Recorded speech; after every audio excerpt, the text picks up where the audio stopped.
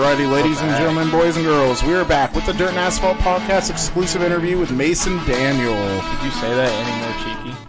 No, I don't think I could. Wait, cheeky probably wasn't a very good word. Well, cheeky's not bad. I mean, it's okay. Better call Mason. Okay, we're going to call Mason real quick. We're going to see what Mason thinks. Give us just a second here.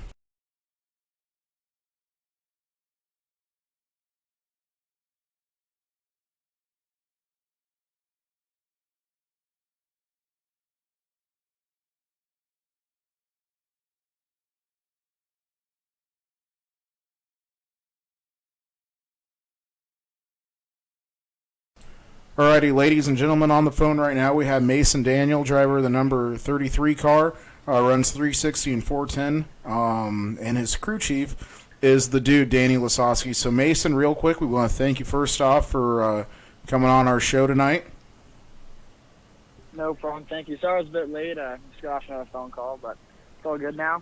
Yeah, you're all good, man. So Mason, why don't we get some background on you here? Why don't you tell us what it was like growing up in California, how you got into racing, and all that good stuff.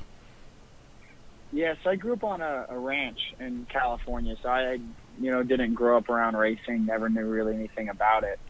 All through my childhood, I played sports, water polo and swam, high school, and at that point in time, I never really knew about racing, and I was getting towards the age of 16, and me and my brother were riding horses and, always busy on the ranch. And I was always into classic cars at the time, so my grandpa had bought an old car when I was, I want to say 14, I think it was. Maybe just right before I turned 14, and it didn't run, anything like that. And he's like, hey, if you work on it, if you can, get it going and you put the time and energy into it, then I'll let you know. You can drive it around when you're 16. And the guy they bought it from was a local engine builder in Porterville, California. He built drag motors for a couple teams and stuff like that. So they thought it had a big drag motor in it.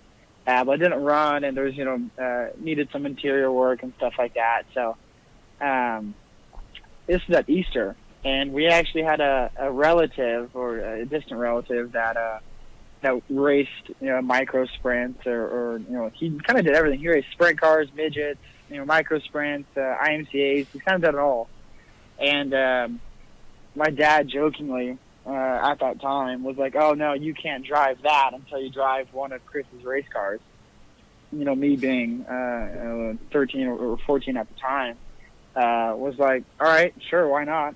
I mean, I'm up for the challenge. If I get to drive a Chevelle when I'm 16, I got to drive a race car, then, that works for me.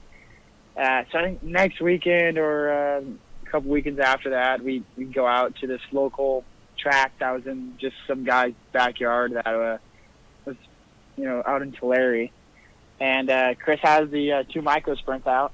And so, I get in them, and obviously I'm nothing special the first time, but I really enjoyed it. So that's just kind of steamrolled the processes. We ended up purchasing those and then raced micro sprints in California for the first couple of years, and then it kind of turned into what it is now. So going from obviously micro sprints, like you said, into full sprint cars, what was that transition like for you that first year getting behind a 360 car? Yeah, so my first year in a 360 car was last year, beginning of 2018. I ran micro sprints for a handful of years, 3 I think, or something like that, 4. And then that last year I ran micro sprints. I also ran a midget out in California. We had purchased a midget at the time off of Shangalbeck. And I had scheduled to run most of the USAC stuff out there on the West Coast. And we just had some gribblings with a midget. We could never get it to fully, run right, or we had battery issues throughout a lot of the time when trying to race the midget. And then it was we were deciding, all right, we're gonna go sprint car racing now, and maybe do some midget and sprint car stuff just to fill in the schedule for California, and try just to race as much as possible. And so we started, looking at chassis and cars and stuff like that, and I just got some, 2 KPCs, and I got a Moyle 360, and it was sitting in our shop. And throughout the time racing micro sprints, I became close with the Selzies, and so then the whole way it started was Danny was driving for driving Dominic's the second 41 car, because Trophy Cup just had that rule of you need to have your cars there this year to be entered for the following years, and they wanted 2 cars in just in case Gio was not in a ride for the following year. So Danny came out and drove it, and they were using my motor at the time because Dominic's hadn't got back yet. So that's how I met Danny, and then Danny was the one who was like, well, what are you doing next year? And I was, just racing around here and stuff like that. And he's like, it's a bad idea. You should come back and race in the Midwest with me. And that's how it all started. I moved out here 2018. Didn't have a lick of sprint car experience under me. And you're very different growing up in California. Got in the racing world, and you're not really used to big tracks, I'd say. Calistoga is the biggest one. They don't really race that often. Hanford's a good size. But then I came back here, and I think my second or third race was on a half mile. I was like, oh boy. And that was definitely something that I had to get used to fast, going from micro sprints and midgets. Can't really say that I don't know if any of those necessarily helped me with the driving style of a 360. I feel like sprint cars are just a lot different from any other car you get into, and then I completely agree that 410 sprint cars are completely different than 360 sprint cars too. So I feel like that's been a big learning curve this year, is 410 sprint cars. But yeah, last year was just it was a good experience. Got to go to a ton of different tracks, quarter miles, half miles, and just kind of figured out that it was a lot different than what I was used to racing in California. So what's that transition been like, Macy? You go running the bull rings in California weekly to come out here to the Midwest. Now I know you're running Knoxville weekly, sometimes 360s and 410s, running a lot of Sprint Invader shows.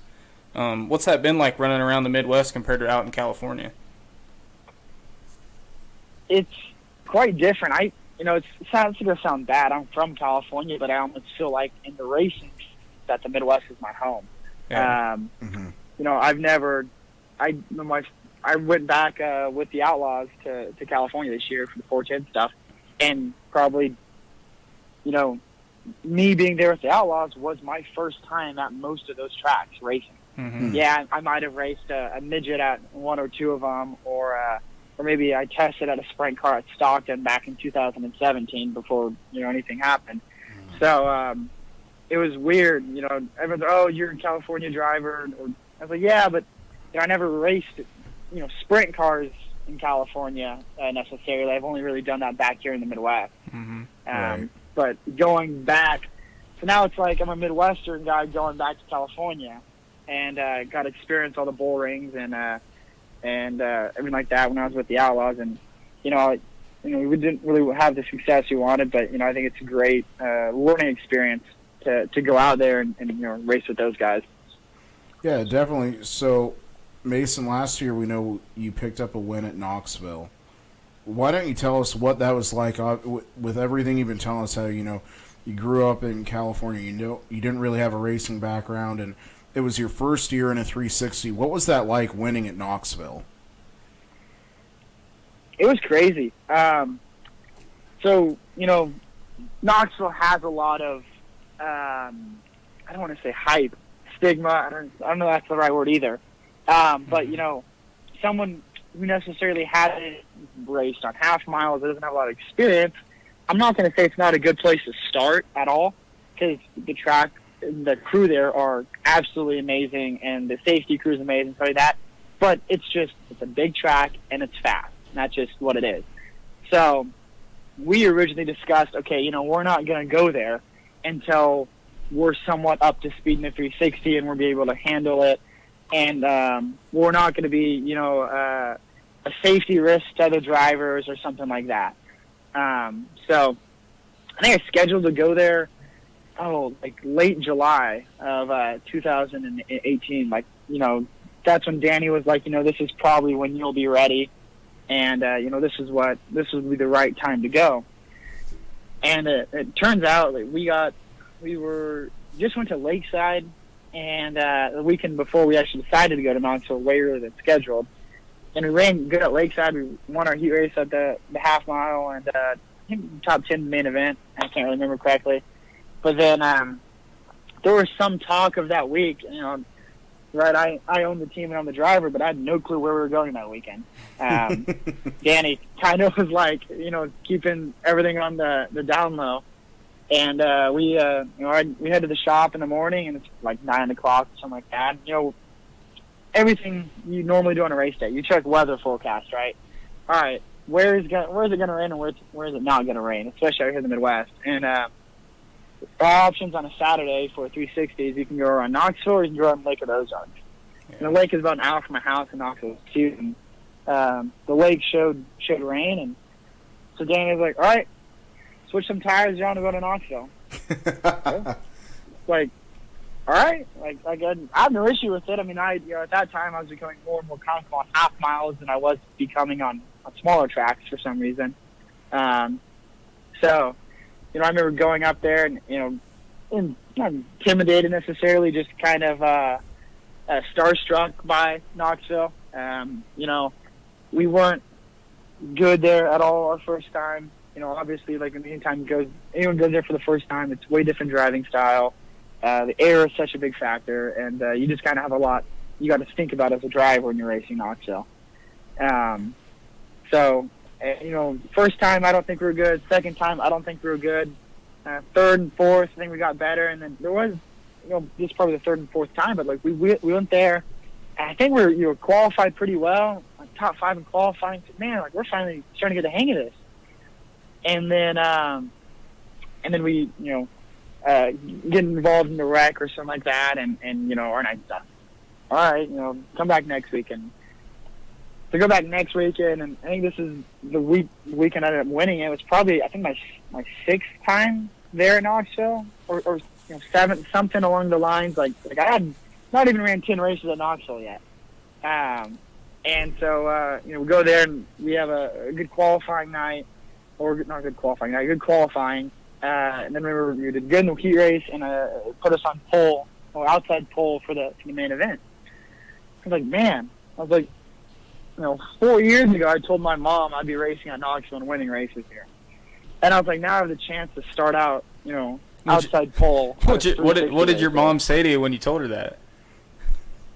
Oh, my mom 4 years ago, I love her to death. She's so supportive, and of course it worries her, but you couldn't ask for anyone better. And she's like, "Oh, okay, Mason. Like, sure you are. One day, like, all right." Yeah. I'm like, yeah, like sure, maybe, like, yeah, keep dreaming, right? Keep dreaming.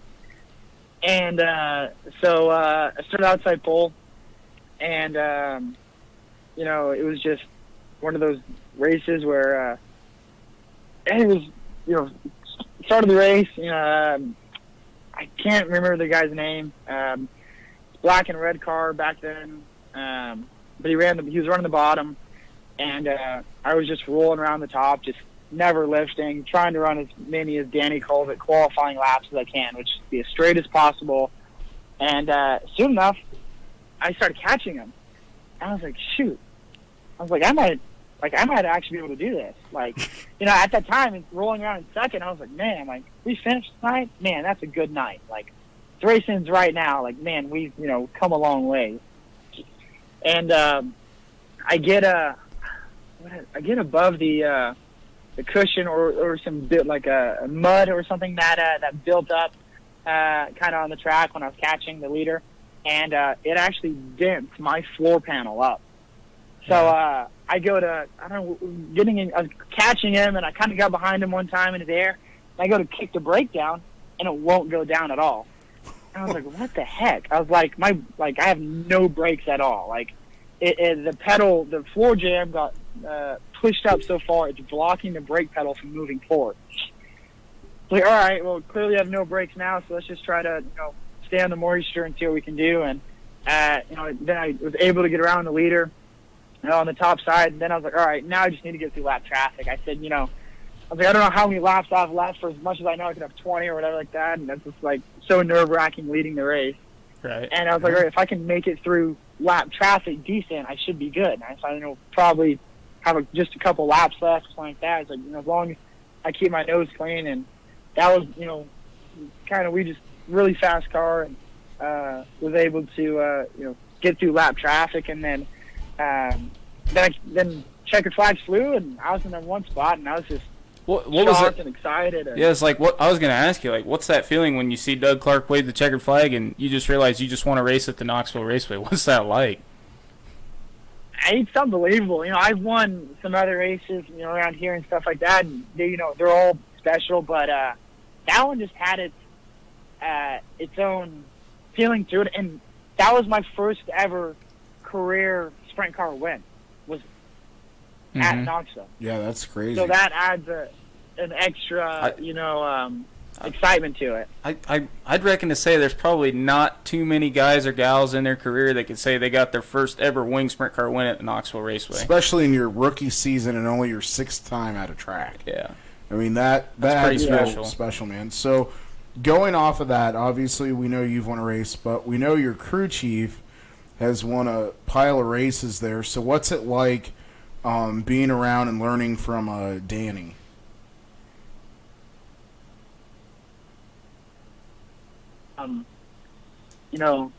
Every time you roll into Knoxville, you get that slide joke or comment that, hey, who still has the most wins here, right? And it's like, yes, we know. Yeah, it's like you're at like 130, and the guy behind you's at like 60. So,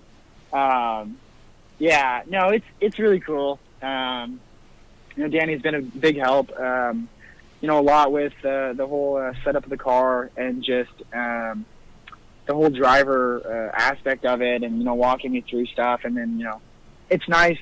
Danny, since his career of racing, he got to experience a lot of tracks. So anytime I show up to a new track, chances are it's not a new track for Danny. Mm-hmm. So Danny can, walk me through, okay, he's like, when I was here in 2002, this is what happened, or something like that. So, he can, so it's been nice. We roll up the tracks, and I'm like, hey, Danny, like, what did this track do back in the day? Or what has it done in the past? Or, and he always makes me, always ride the quad on the track, look for where the track falls off. And then the biggest thing is, like, what kind of dirt the track is, right? I mean, if it's Knoxville, Lakeside, it's going to have the black gumbo stuff that, really sticky. Mm-hmm. So we look at that, and there's a couple of tracks in Iowa that are like that too, which, are really amazing tracks. But it's always nice. He really helps with just everything. And, but he wants to win right now as much as he wanted to win the World of Outlaw Championship, back in the day. So he's very competitive, and that's going to help you out a ton. Yeah. Yeah. So he's, he wants to win just as bad as I do, and that always, is nice, and it's really good.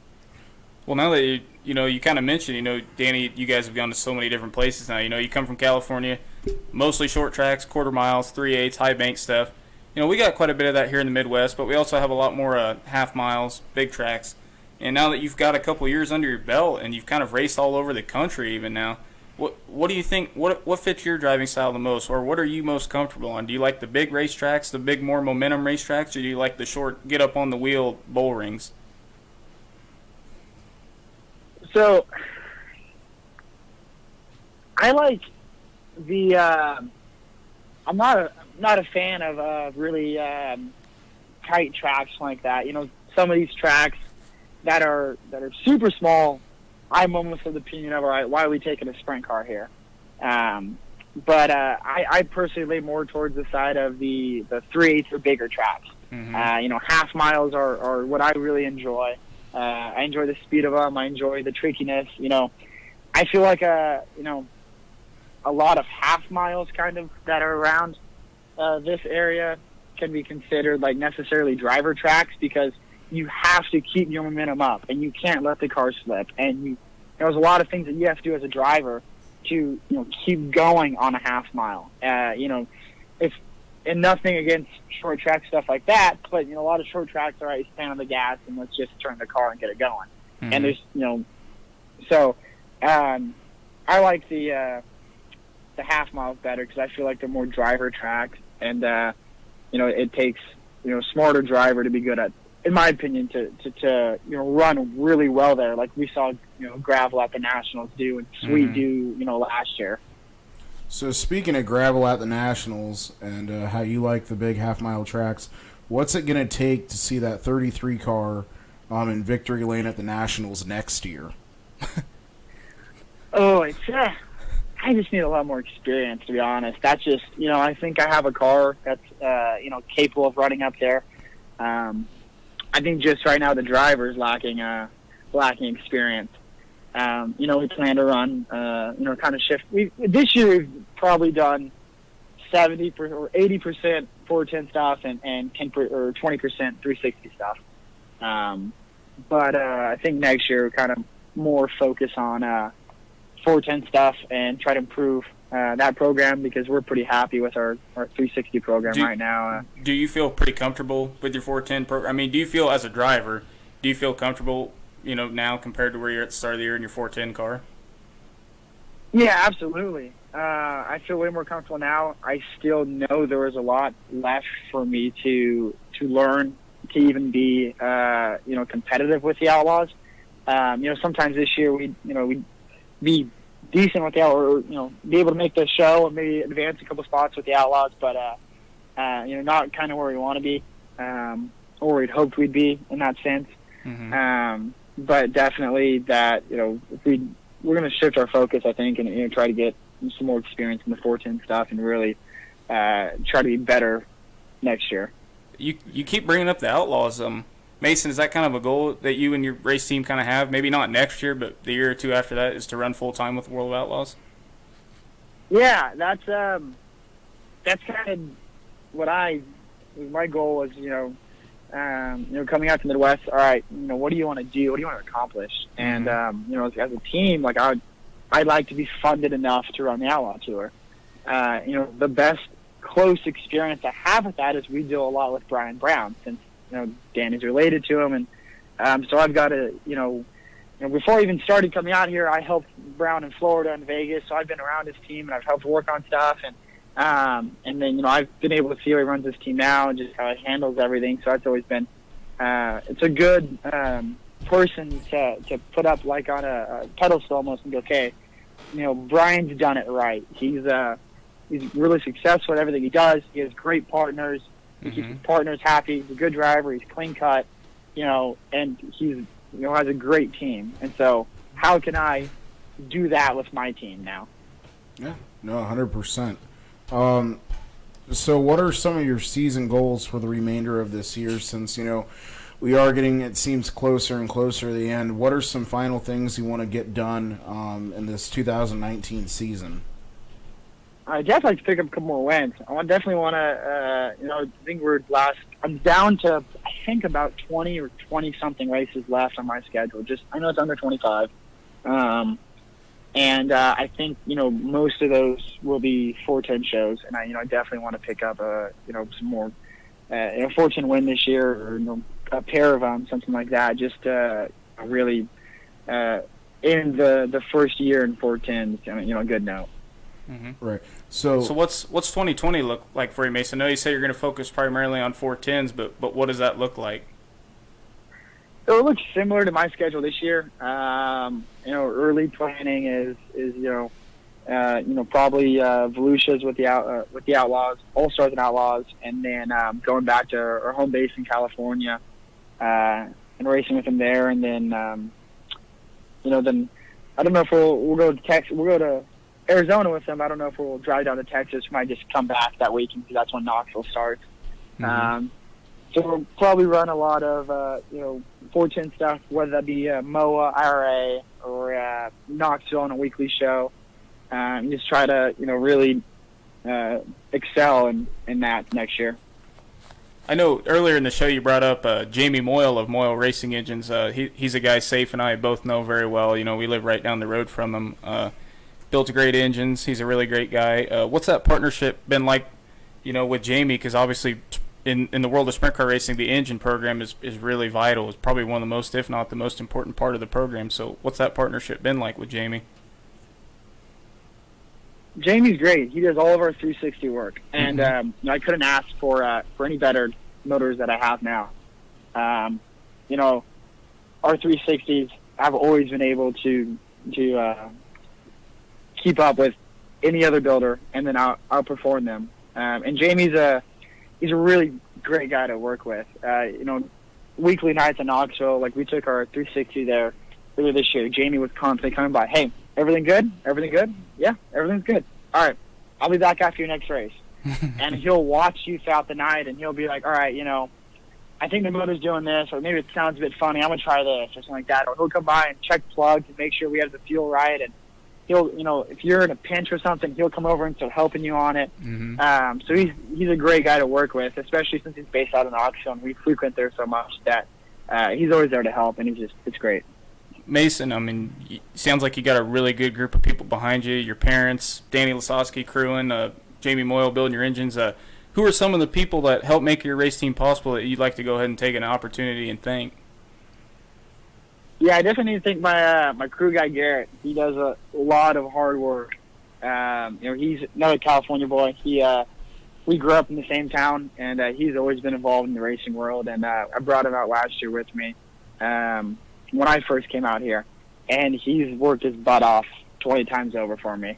So he's right up there with Danny. We cannot do this without him, and it's what he loves to do, and he's really good at it. So I definitely think Garrett, and then I got to thank Dillon Risk Management, Valley Pacific, BTC Bank, which is actually out of here in Carrollton, Missouri, where I'm staying right now.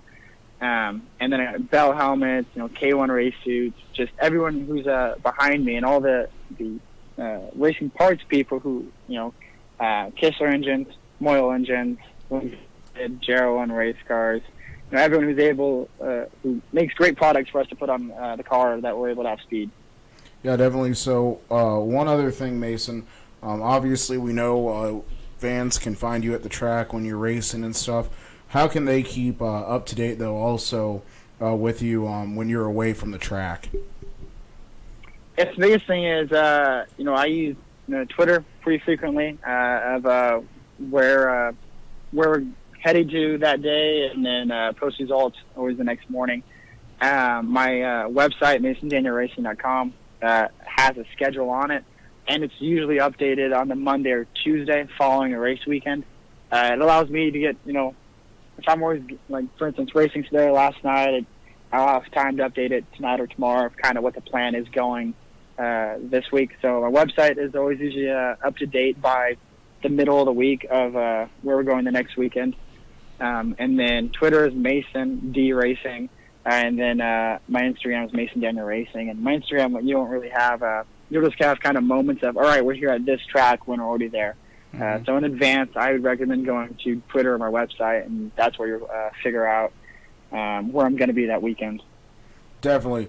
Well, Mason, from Alex and I at the Dirt and Asphalt podcast, and all of our fans that are watching right now, we just want to thank you for giving us your time tonight and telling us about you and who you are, and we just wish you the best of luck in this season and the seasons to come. Thank you so much, guys. It's been my pleasure being on this, and you guys were an amazing show. Thank you. Thanks, Mason. man. We appreciate that. Hey, we'll catch you at the track this weekend. Yeah, good luck the rest of the season. Yes. Yep, I'll be at Knoxville Saturday night. All right, sounds good. We'll see you then, man. All right, I'll talk to you guys then. Yep. See you. Bye. Well, ladies and gentlemen, you've now heard it from the one and only Mason Daniels, and I tell you what, He's a very, very talented young up-and-coming driver. He's my first memory of Mason was actually last summer at the Lee County Speedway, Donaldson, Iowa, a Sprint Invader show. That was the first time I've ever seen Mason race, and it might have been one of the first ever 360 shows that he ever ran. And very, very impressive, very smooth. Could work the cushion, could work the bottom. Was working around some pretty good veterans, like John Egan and Chris Martin and Jamie Ball and Randy Martin, and actually ended up coming home in the 4th spot. So the fact that he's progressed as quickly as he has in a short amount of time just goes to show that He has talent. They have the desire to win, and they obviously have good people around them. I mean, Jamie Moyle, Danny Lasowski, some of the best people you could have probably in wing sprint car racing. So Definitely. I think he's a name we're going to see for years to come that's going to be very successful. Oh, 100%. I mean, you know, having Danny there, that has to be a huge.